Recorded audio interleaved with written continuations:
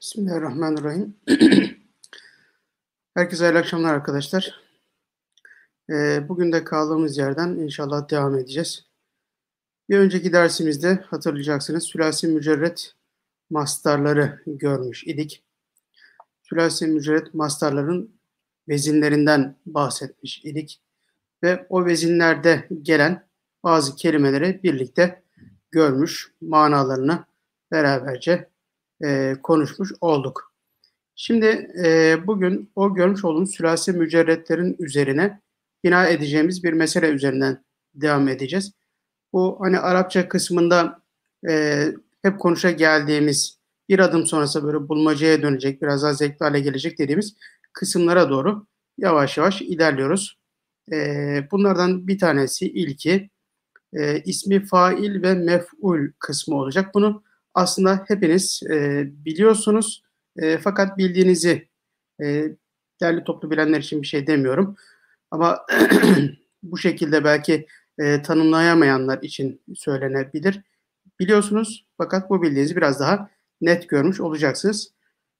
Şimdi fail dediğimiz işi yapan kısmı, mef'ul de yapılan işten etkilenen kısmına deniyor.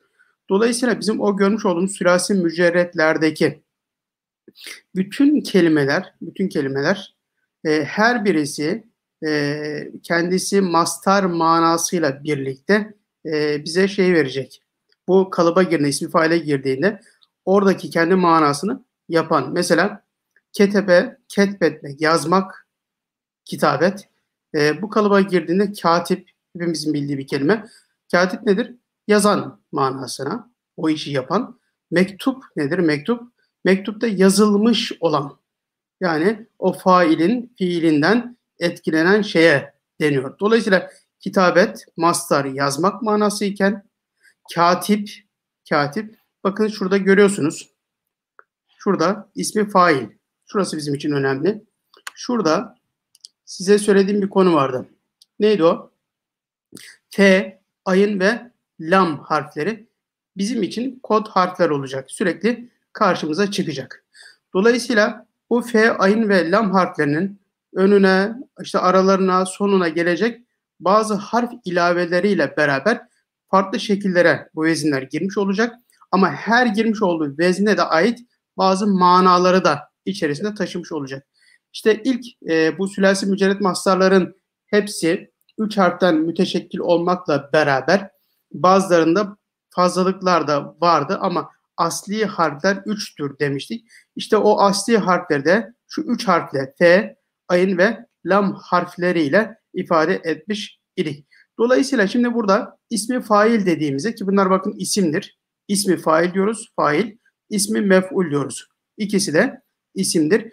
Bu mastar olan kelimeler şu kalıplara girdiğinde, yani burada bakın ilk harfin önüne bir elif gelmiş ve fa diye okuyoruz. İkinci harfe bir esre gelmiş, i diye okuyoruz. Sondaki harfi de cezimli okuyoruz ve dolayısıyla fail diyoruz. Şurada hemen örnekler var. Birazdan daha önceki sülasi mücerretlerle alakalı kısma dönüp orayı diğer görmüş olduğumuz bütün kelimelerin üzerinden tekrar bu manasıyla geçmiş olacağız. Bakınız, fet, açmak manasına fet kelimesi, daha doğrusu mastarı var idi. Burada birinci harf burada olduğu gibi önüne bir elif gelmiş ve fa diyoruz. T, ikinci harfin altta bir esre, yani i sesi gelmiş oldu. Sonraki de cezimli oldu. Fatih, yani açan manasına. Fatih, açan. Fethetmek, açmak. Fatih, açan. Bir de meftuh. Bakın bu da ismi mef'ul dedik. Burada da birinci harf F'ydi, bakın değişmeyen harfimiz. Ayındı ve lamdı. Şimdi birinci harften önce bir EA sesinden üstün harekeli mim geldi. İkinci harf olan ayın harfinden sonra bakın bir vav geldi ve o ikinci harfin hareketi ötre u ü sesi veren ötre olmuş oldu. Son harfte yine cezimli ve nasıl seslendiriyoruz? Mef'ul, fail, mef'ul. Evet. Şimdi burada da bakınız Fatih dedik ve meftuh. Mana cihetine bakın da Fatih açan, meftuh açılan. Evet. Yani o fiilden etkilenen. Bakın şükür var. Şükür. Teşekkür etmek manasına. Hemen birinci harften önce bir elif getirdik. A sesiyle okuyoruz. Şakir. Şakir. Yani o işi yapan, şükreden, teşekkür eden. Meşkur. Mef'ul, meşkur. Yani teşekkür edilen. Talep etmek, talep istemek manasına idi. Mastar manası. Ne yaptık? Birinci harften sonra bir elif ve a sesiyle talip, fail, talip. İşi yapan, talep etmek, istemekti. İsteme işini yapan olduğu için isteyen bakın. Kendi manasını kaybetmiyor ama bu vezne ismi fail kalıbına girdiğinde ismi fail kalıbına giren bir şey o işi yapan manasına geldiği için kendi manasını yapan olacak. Dolayısıyla bu istemekse bu da isteyen. Matlup ise yine manadan kopmuyor. İstenen. Talip isteyen, matlup istenen. Ketebe, ketb yazmak demekti. Ketb. Katip birinci efendime söyleyeyim harflerinin sonra elif geldi. Şurada belki ne var arkadaşlar bakın. El yazısında kefle elifin birleşmesi bakın elif bu şekilde yerleşiyor. Şu kefin keşidesi gibi. Şurada elif ve şurada oluşan yani normalde nasıl yapacaktınız? Şöyle yapmaya çalışıyorum mouse'la. Evet. Şu şekilde olacakken bakın bu biraz daha stilize edilmiş oldu ve dolayısıyla ortaya böyle bir yapı çıktı.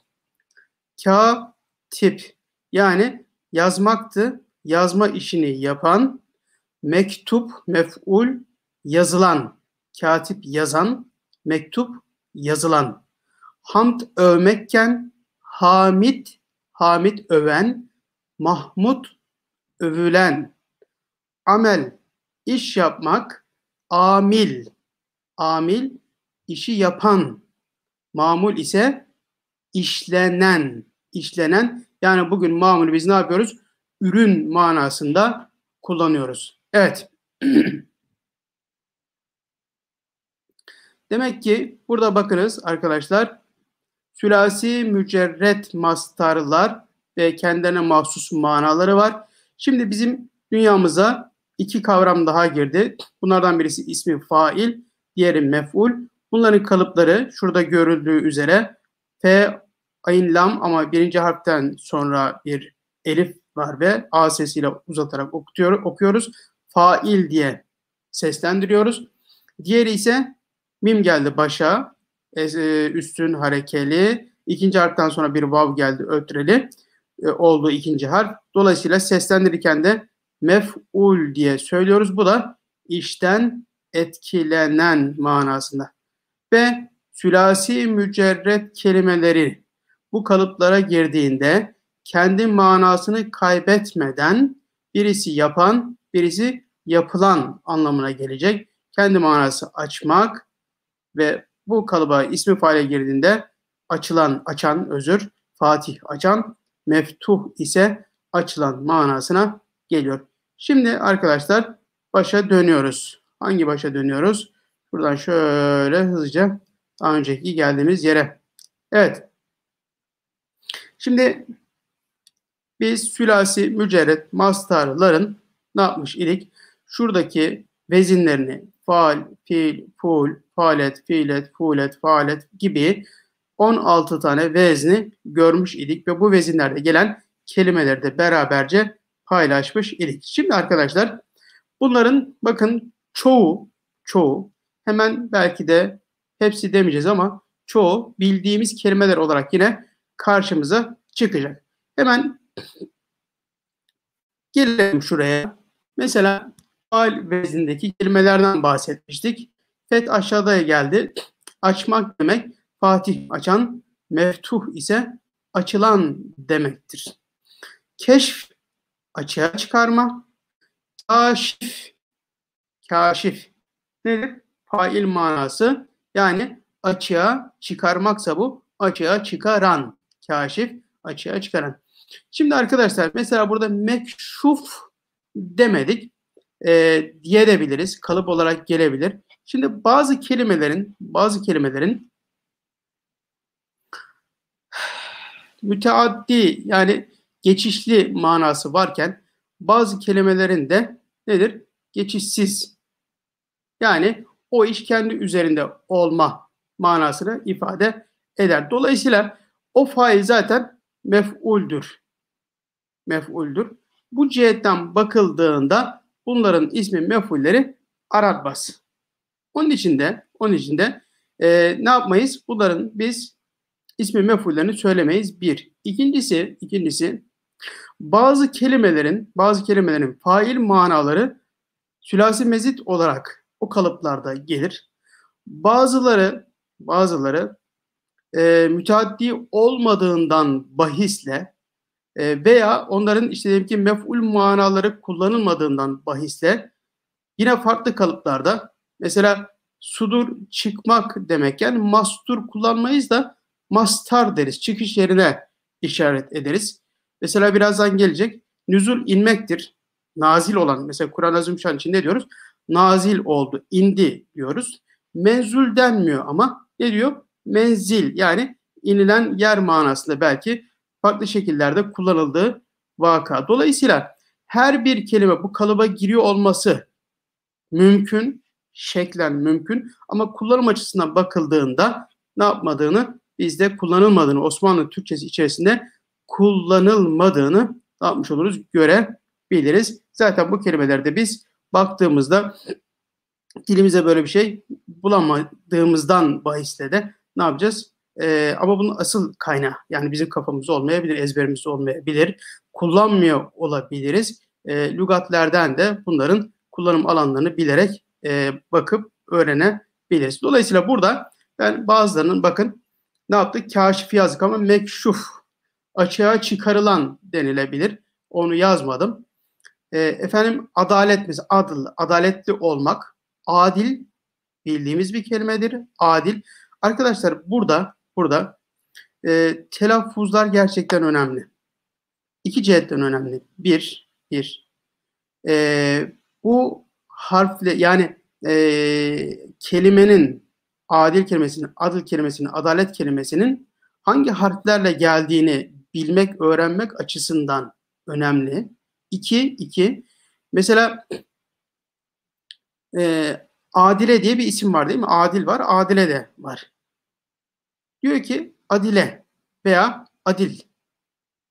Şuradaki faili bilmeden ve onu ses olarak zihnimize yerleştirmezsek bu ismi faildir, bu faildir demezsek şuradaki adili biz bugün işte Latin harfli Türkçe'de okuduğumuzda üzerinde işte şapkada olmazsa ne yaparız? Eğer o şapkayı da okurken kullanıyorsak ki inceltme olarak kullanabiliyorsunuz. Uzatma olarak yani met olarak bir karşılık yok. Dolayısıyla telaffuz edemeyiz ve bizim dilimize bu şekilde yerleşir ve yanlış okumuş oluruz. Onun için bakın burada ne diyoruz? Adil. Adil değil, adil, kaşif, fatih. Evet. Burada adil nedir? Adaletli olandır. Adaletli olan. Bakınız cehil bilmemektir. Bilmemek mastarı. Cahil bilmeyen, meçhul ise bilinmeyendir. Cahil bilmeyen, meçhul ise bilinmeyendir. Ve yazım şekilleri bakınız. Şuradaki kalıba uygun ve hangi harflerle geldiğini görüyorsunuz. Ve bu ismi fail ve mef'ule girdiğinde kendi manasını kaybetmeden nasıl bir manaya dönüştüğünü de görebiliyoruz. Emniyet, güven içinde olmaktır. amin diye biz bugün kullanmıyoruz bunu. Veya me'mun diye biz çok kullanmıyoruz. Bast yayma, açma manasına. Basit demiyoruz da basit mesela kullanıyoruz. Mebsut da çok kullandığımız bir değil ama kullanılabilir. Bunlarda da problem yok. Hamd, övme, şükretme manasına. Hamid, öven, şükreden. Mahmud ise övülen manasına gelir ki Peygamberimizin isimlerinden bir tanesi de Mahmud'dur. Evet. Hamid, bir de şöyle bir şey var arkadaşlar. Bu ileride isimler bölümünde gelecek. Orada anlatmış olacağız. İsmi fail dediğimiz şey aslında bir işin olup biten kısmıyla ilgilenir. Yani mesela cahil kullanılır. O konuyu mesela şu konu, ben bu konunun cahiliyim denilebilir. Ama gerçekten şeyse cehaleti böyle artık evet böyledir, cahildir, hep böyledir bu. Bunun sıfatıdır bu artık dediğimizde cehil kelimesi. Mesela Ebu Cehil denir. Ebu Cahil denmez. Ebu Cehil niye? O cehaleti berdevam sürekli.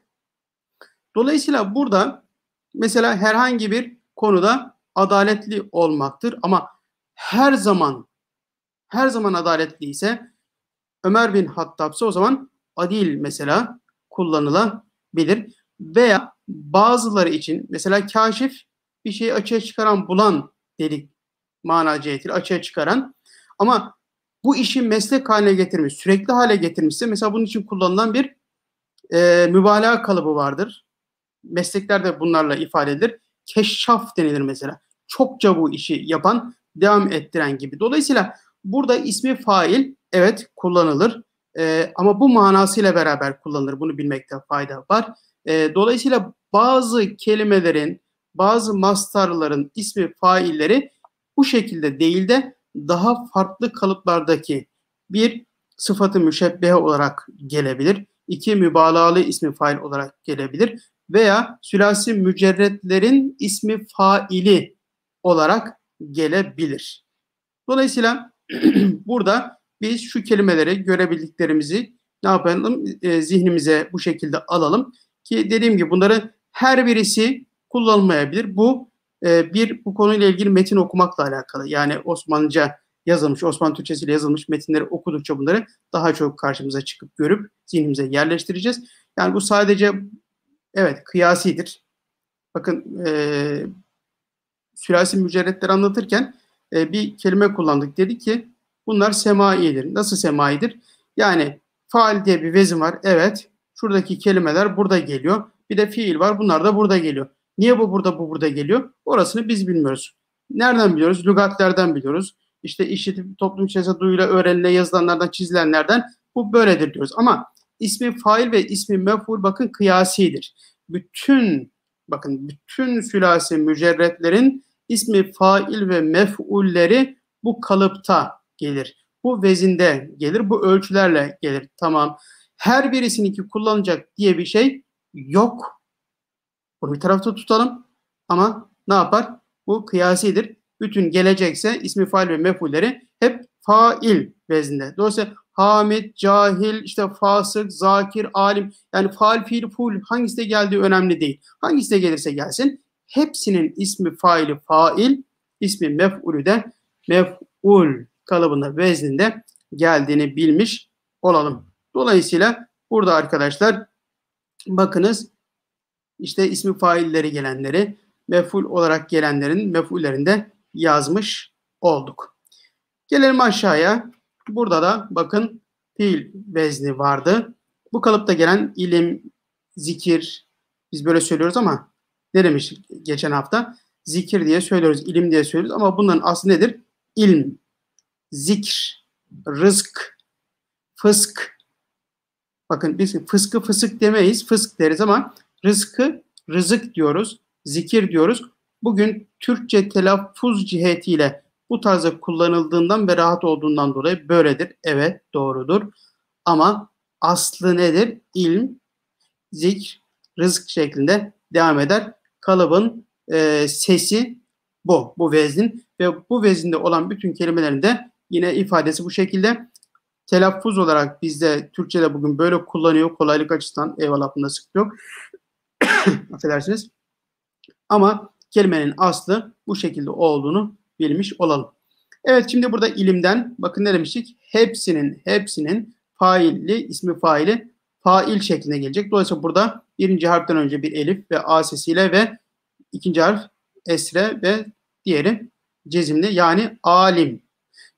İlm bilmek demek, alim bilen demek. Malum ne demek o zaman? Malum da bilinen. Bilmek, bilen, bilinen. Zikir, anma, hatırlama manasına. Zakir, bakınız, anan, zikreden manasına. Mezkur ise nedir? Mezkur, zikredilen, anılan manasına geliyor.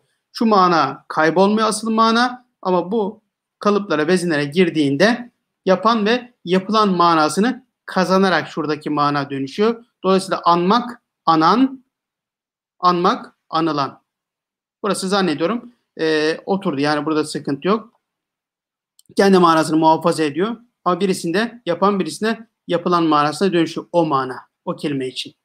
Şimdi arkadaşlar burada mesela rızk kelimesi var. Nimet verme. Nimet verme. Bizde mesela razık kelimesi çok kullanılmaz, bilinmez. Ama rızkı veren, esas veren Allah olduğu için, bütün rızkı ve devamlı verdiğinden dolayı ne denir Allah için? Rezzak denilir. Bu işi çokça yapan Rezzak. Burada ne var? Merzuk var mı? Merzuk var. Nedir o? Merzuk olan bizleriz. Rızıklananlar veya diğer bütün mahlukatta merzuktur. Buraya yazmamışız onu. Rezzak-ı Kerim, rızkı verendir. Razık da bu manasıyla nimeti bize veren. O da bir yerden almış, getirip veren manasına gelebilir. Merzuk, rızıklanan, ama rızkı asıl veren Allah olduğu için bizde razık kullanılmaz da Rezzak Cenab-ı Hak için kullanılır. Merzuk da bütün mahlukat olur. Bak, mahlukat diyoruz değil mi? Mahluk. Mahluk da yine nedir? Halk, yaratma. Halık, yaratan. Mahluk ise yaratılan. Mahlukat ise yaratılan her şey manasına geliyor. Evet, fısk, hadde tecavüz etme, günaha girme. Fasık, ne yapan? O günahı işleyen. Günaha girmek olmak hasebiyle, işte burası bakın nedir? Geçişli değil, geçişsiz bir manası var bu kelimenin. Dolayısıyla o fıskı yapan da o manası ismi faaliyle beraber bütünleşir ve o manayı alır. Rıfk var bakın arkadaşlar burada. Rıfk. Bu kelimeyle ifade edilen bir isim değil mi? Erkek ismi kullanılır. Ne denir? Refik. Refika bir de kullanılır. Mesela eş için değil mi? Refika kullanılır. Yani rıfk yumuşak huylu olma, davranma. Refik sürekli bu hal üzerinde bulunan. Dolayısıyla yol arkadaşı için de refika kullanılmış. Evet. Ama rafik mesela, yani merfuk kullanılmaz. Kibir, kendini büyük gösterme. Burada mesela kabir belki kullanılır. Çok kullanılan bir kelime değil. Mekbur'da hakeza. Burada yine geçişsiz olduğu için burada da daha farklı bir kalıpta mesela mütekebbir kullanılır. Evet. Hırs, açgözlü ve aşırı istekli olmak. Burada da haris. Bakın nedir? O hali üzerinde gösteren, açgözlü ve aşırı istekli olan manasına kullanılır. Evet. Devam ediyoruz arkadaşlar. Geldik fuul veznindeki o görmüş olduğumuz mastar kelimelere.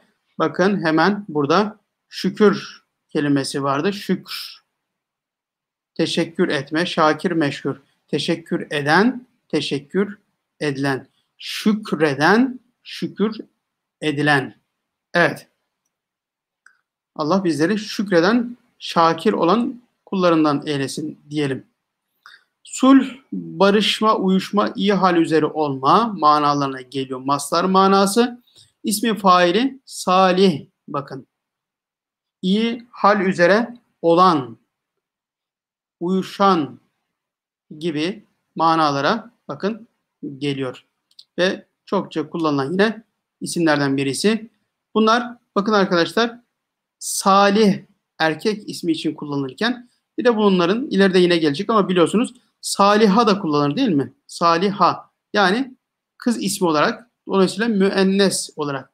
Bu salih müzekker erkekler için kullanılanı, saliha ise müennes yani hanımlar için, kadınlar için kullanılan isimdir. Bu müenneslik, müzekkerlik meselesi de yine ileride gelecek bir konu. Evet, sunu yani ustalık ve hünerle iş yapma mastar manası. Yine bakın fail, sani, sani yani sanatla iş yapan, hünerle iş yapan. Masnu ise o sanatla ortaya konulan şey.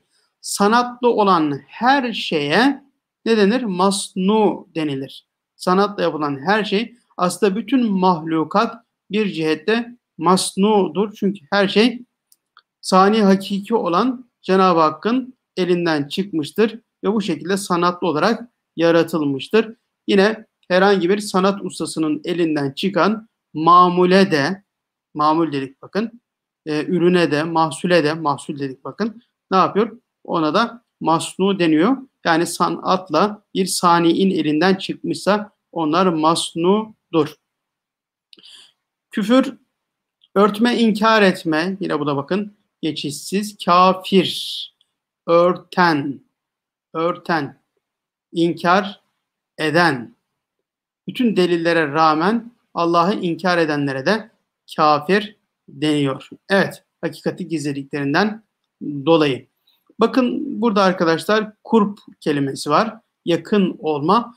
Karip de kullanılır.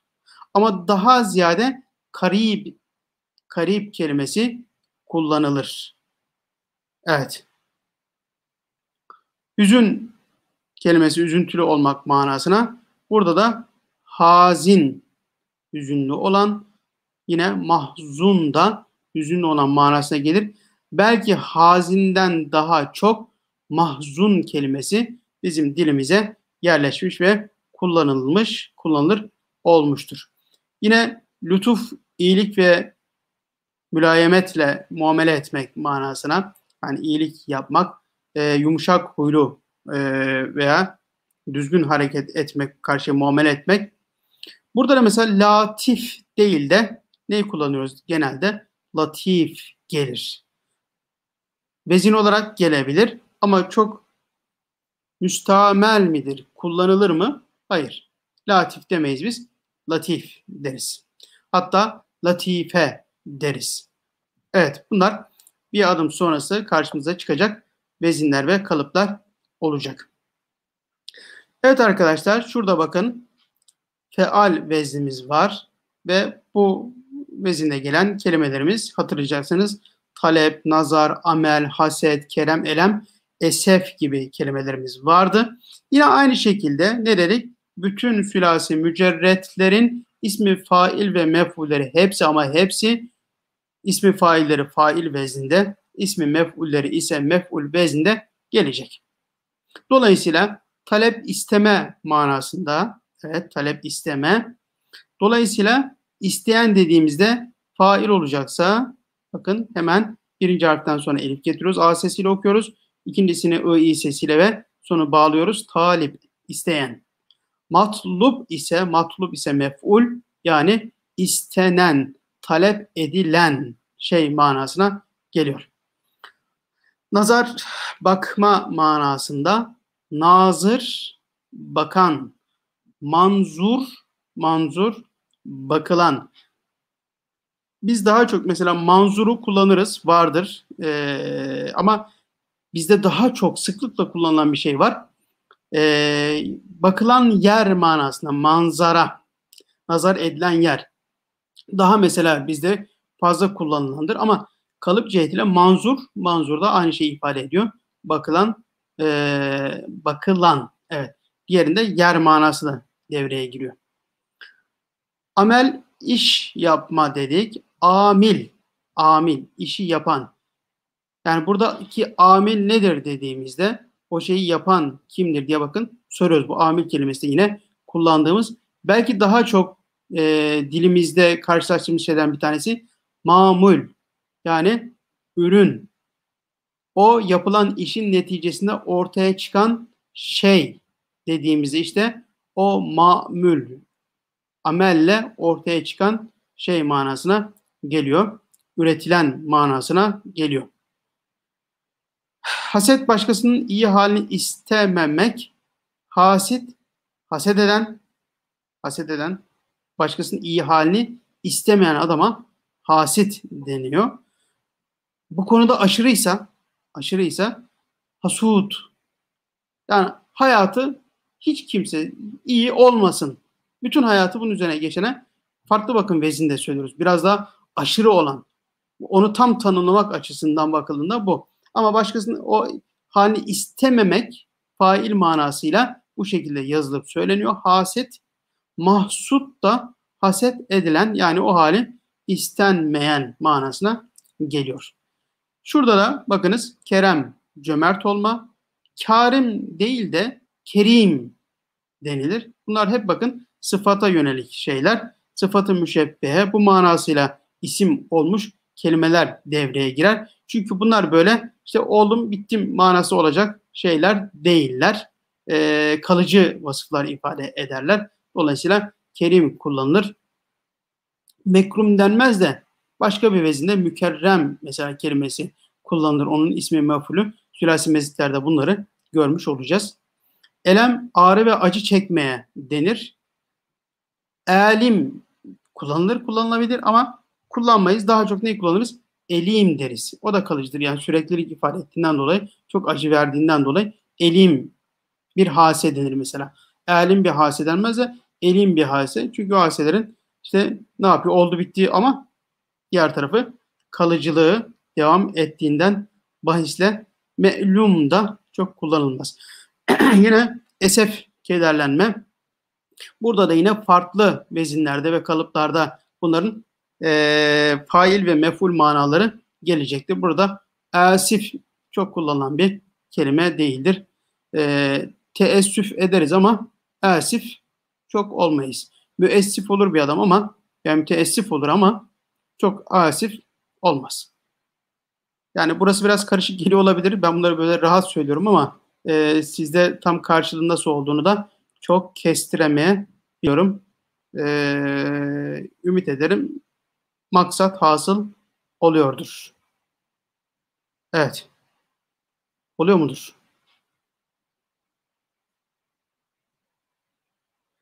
Şimdi arkadaşlar faalet diye bir veznimiz vardı hatırlayacaksınız.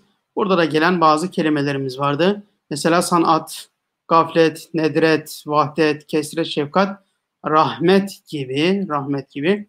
Bir de bunun sonu tr değil de işte h ile biten darbe, cezbe, hamle, lem'a, sadme, tevbe ve neş'e gibi kelimelerde vardı. Bunların hepsi bu vezinde geliyordu. Sülasi mücerret mastar olarak. Şimdi sanat yukarıda sunu dedik. Burada da yine aynı şekilde. Sani sanatla iş yapan, hünerle iş yapan. Masnu yine aynı şekilde. Gaflet, gafil yani gaflete düşen, uyanık olmayan, iyi tartıp düşünmeyen manasına gelir. Bu da yine geçişli olmadığı için olay kendi üzerine olup bittiğinden dolayı ismi faili gelmiş oldu. Bakın nedret az olma manasına. Nedret'i çok kullanmayız belki. İsim hatırlıyorum. İsim var böyle isimler Nedret diye. Ama nadir mesela nadiri çok kullanırız. Nadir eserler de deriz değil mi? Az bulunan şeyler için kullanılır. İşte bir olma vahdet, vahid bir olan manasına gelir. Yine bunlar bakın ismi mef'ulleri bunların gelmiyor. Geçişsiz olduklarından bahisle. Çok olma, kesret, çok olma manasına. Mesela burada da kasir denmezdi. Daha çok kesir kullanılır. Efendime söyleyeyim. Şefkat bunların da şafik değil de başka bir vezinde müşfik mesela gelir. Müşfik kelimesini çok duymuşsunuzdur ama şafik kelimesi bizde kullanılmaz. O farklı bir vezinle ifade edilmiş olur. Rahmet kelimesi rahim çok kullanılmaz ama Cenab-ı Hak için rahim kullanılır. Yine Abdurrahim gibi isimler erkekler için kullanıldığı gibi kadınlar için de rahime, mesela rahime kelimesini duymuşsunuzdur. Kullanılır. Ama sıfat-ı müşebbe olarak gelmiştir. Rahim gibi gelmemiştir. Fakat bunun neyi var? İsmi mef'ul kullanılır. Merhum. Bazılarında ismi fail değil de mef'ulü geliyor arkadaşlar. Bakın burada olduğu gibi. Dolayısıyla rahmet, merhamet etme, acıma iken merhum da merhamet edilen, acınan manasına gelmiş oldu. Yine devam edelim. Bakın darbe, vurma, çarpma manasına darip, mesela darip, vuran kullanılır. Ama siz daribi çok fazla duymamışsınızdır ama eminim hepiniz mızrap kelimesini duymuşsunuzdur. Hani bu telli çalgılarda kullanılan küçük bir şey vardır. Bu tellere vurmak için kullandıkları. Mesela ona mızrap denilir. Dolayısıyla darip ismi fail olarak bu şekilde gelir. Yani çok kullanım var mıdır? Kullanılan yerler vardır muhakkak ama biz mesela çok bugün kullanmıyoruz. Yani ne olur?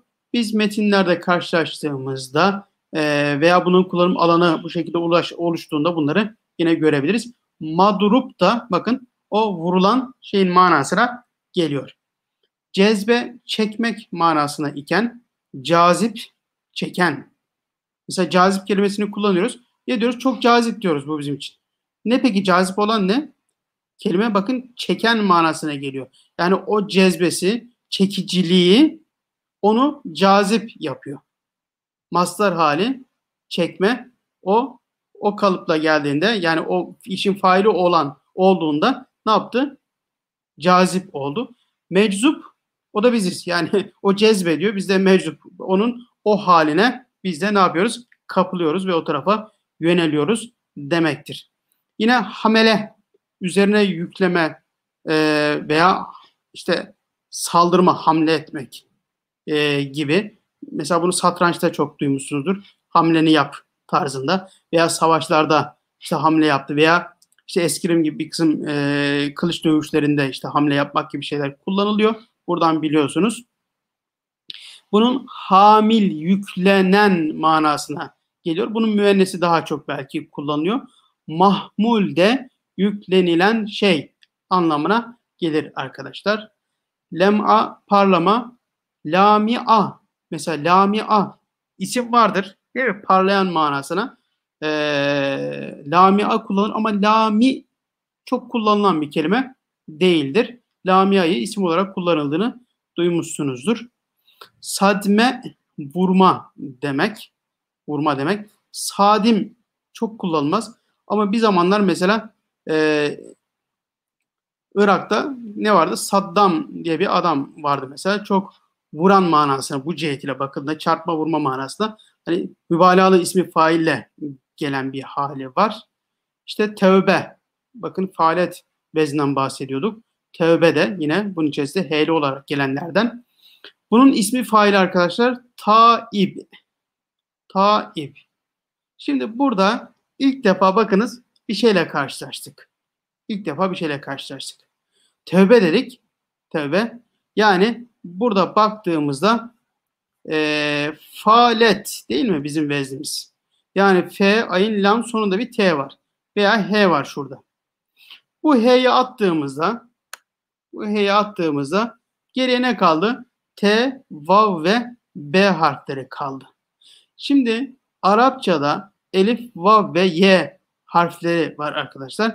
Bunlara illetli harfler deniyor ve bu harfler bazen işte vav, y, elife, vav, elife, elif, y, vava dönüşebiliyor. Bu tarza gelebiliyorlar. Bunu da belirleyen husus hareke oluyor. Dolayısıyla burada esre geldiğinden dolayı tavip şeklinde değil de bunu hemze ile ifade etmiş oldu, yazılmış oldu. Yani buradaki vav şuradaki elife döndü ve bu şekilde okundu. Zaman zaman bu tarz farklı şeylerle karşılaşacağız mı?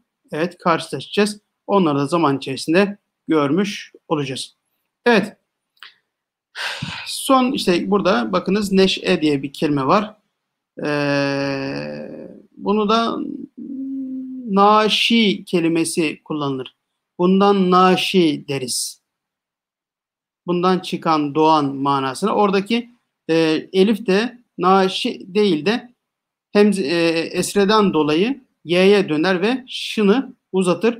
Naşi şeklinde yazılır ve söylenir. Yani nun, elif, şın ve y ile gösterilir. Bu da onun nesidir? İsmi faili olur ve bu şekilde ifade eder. Yeniden meydana gelmek. O da işte çıkan, ortaya çıkaran, yeni meydana getiren manası. Hani bundan dolayı diyoruz. Onun yerine bir de naşi kelimesi kullanıyoruz. İşte o naşi, o meydana gelmesine vesile olan şey anlamında kullanılan bir kelimedir arkadaşlar. Evet, çok bir vaktimiz kalmadığı için burada bırakalım isterseniz. Bundan sonraki hafta nasipse bunları değerlendirmiş oluruz ve bunlardan bahsetmiş oluruz. Evet, şunu söyleyelim arkadaşlar. Ne dedik toplamda? Sülasi mücerretlerin, sülasi mücerret mastarların ama hepsinin ismi fail ve mef'ulleri fe, elif, ayn, lam. Fail ismi faili böyle. Mef'ul de mim, fe, ayn, vav, lam. Yani mef'ul sesiyle gelirler. Birisi kelime kendi manasını kaybetmeden ismi fail veznine, kalıbına girdiğinde o kendi manasını yapan eden manasına dönüşür. Mesela işte ketbetmek, yazmak, katip yazan, yazmak, yazan, mektup ise ismi mef'ul o fiilden etkilenen manasıyla yine manasını kaybetmeden yazmaktı, yazılan. Yazmak, yazan, yazılan manasına gelir. İkinci bir husus neyi söyledik? Bütün sülasi mücerretlerin hepsinin ismi faili vezin olarak gelebilir şekli olarak ama kullanımda mıdır hepsi? Değildir. Dolayısıyla farklı vezinlerde ve kalıplarda o manayı ifade eden şekillerle gelebilirler. Bir kısmının ismi faili değil, mef'ulü kullanılabilir. Mesela merhum dedik. Rahim çok kullanılmaz. Rahim daha ziyade kullanılır ama merhum kullanılır diye söylemiş olduk. Bunun haricinde de herhangi bir şey yok burada. Bizim kafamızı karıştıracak. En son şunu söylemiş olduk. İlletli 3 harf var dedik. Elif, vav ve y harfleri. Bunlar birbirlerine dönüşebilirler. Dolayısıyla en son neyi söylemiş olduk şurada? Tevbe derken buradaki vav hemzeye dönüştü, elife dönüştü. Dolayısıyla taib diye ismi faili söylenmiş oldu diye söyledik. Diğer kısmında yine devam eden süreçte ne yapacak? Karşımıza çıkacak. Onları da orada değerlendirmiş oluruz. Evet, faydalı ve bilgilendirici olduğunu ümit ederek derdimi anlatabildiğimi de inşallah varsayarak bugünkü dersi bitirmiş oluyoruz. Hepinize hayırlı akşamlar diliyorum. Allah sağlık ve afiyetten ayırmasın.